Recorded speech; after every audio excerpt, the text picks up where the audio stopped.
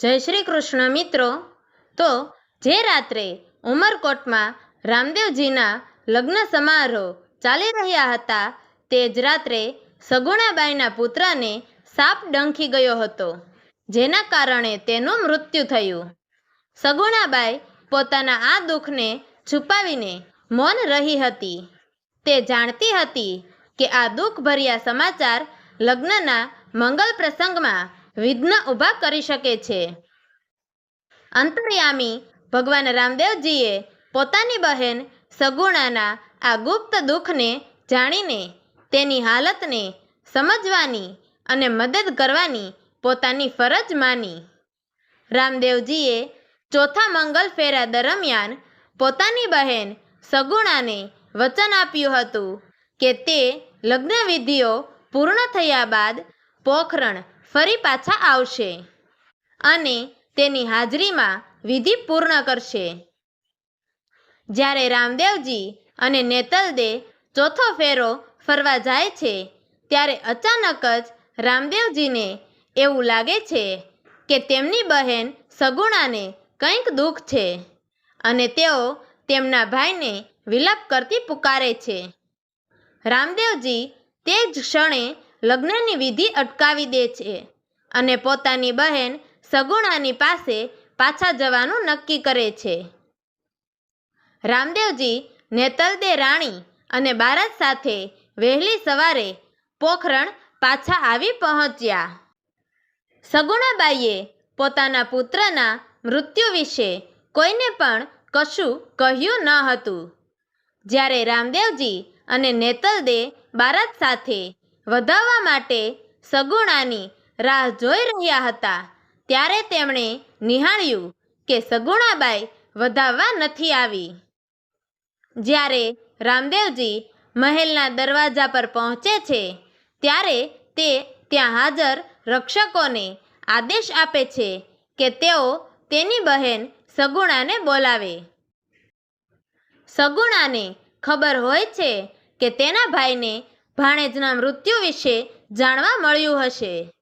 તે આ વાતથી ચિંતિત થાય છે, પણ તેણે પહેલાં આપેલા વચનને નમ્રતાથી માન્ય રાખીને પોતાની અસહ્ય લાગણીઓ છુપાવીને તે રામદેવજીનું સ્વાગત કરવા માટે તૈયાર થાય છે।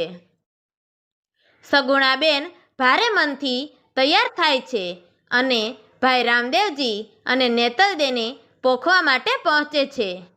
જ્યારે સગુણાબાઈ આવ્યા ત્યારે તેના ચહેરા પર ઉદાસી છલકાઈ રહી હતી। રામદેવજીએ તેની આ ઉદાસીનતાનું કારણ પૂછ્યું। શરૂઆતમાં સગુણાબાઈ કંઈ બોલી નહીં અને મૌન રહી। તે એક થોડી ક્ષણ માટે પોતાની લાગણીઓ છુપાવવા માટે પ્રયત્નશીલ હતી। પછી તે પોતાના ભાઈ રામદેવજીનું સ્વાગત કરે છે। રામદેવજી તેને પૂછે છે કે મારો ભાણેજ ક્યાં છે? તે મને મળવા કેમ નથી આવ્યો? સગુણાબેન આ વાત સાંભળીને દુઃખી થઈ જાય છે અને આંસુભરી આંખોથી કહે છે કે તમારો ભાણેજ નિંદર કરી રહ્યો છે। પણ આટલું કહેતાની સાથે જ તે રડી પડે છે અને તેની સત્ય અવસ્થાનું દર્શન થાય છે। તેની આંખોમાંથી આંસુઓ વહેવા લાગ્યા અને તે ધ્રુસકે ધ્રુસકે રડતા કહી શકી નહીં કે શું થયું છે। થોડીવાર પછી તે કહેવા લાગી કે મારો પુત્ર મને છોડીને જતો રહ્યો છે। તે સાપના કરડવાથી મૃત્યુ પામ્યો છે।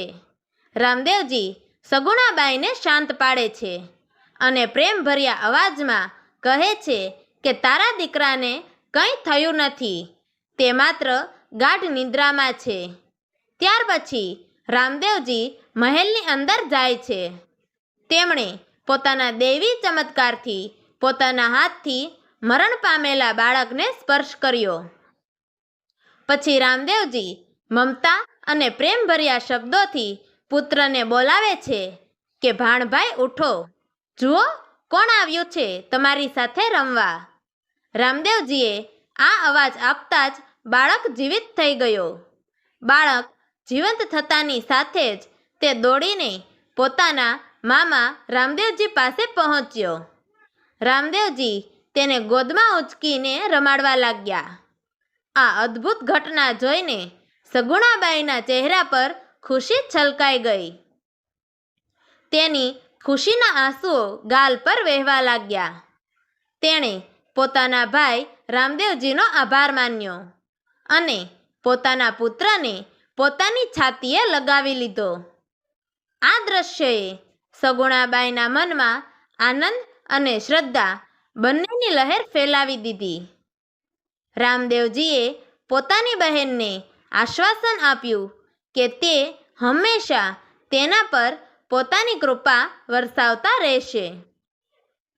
આ ઘટના સગુણાબેનના જીવનમાં સૌથી મોટું આશ્ચર્ય અને આનંદ લઈ આવે છે. સગુણાબેનના હૃદયમાં અનોખી ખુશી છલકાઈ જાય છે. તે રામદેવજીનો હૃદયપૂર્વક સ્વાગત કરે છે અને તેની પ્રસન્નતાનો દરિયો વહે છે. આ રીતે પોખરણમાં ચોથા મંગલ ફેરાનું વિધિવત પૂર્ણ થાય છે. તો મિત્રો, તમને અમારી આ વાર્તા પસંદ આવી હોય તો અમારી ચેનલને લાઈક કરજો, શેર કરજો અને રામદેવ પીર બાપાના ચમત્કારિક પરચાઓ વિશે આગળના ભાગોમાં જાણવા માટે નીચે આપેલા બ્લેક બટનને ક્લિક કરી અમારી ચેનલને સબસ્ક્રાઈબ જરૂરથી કરજો.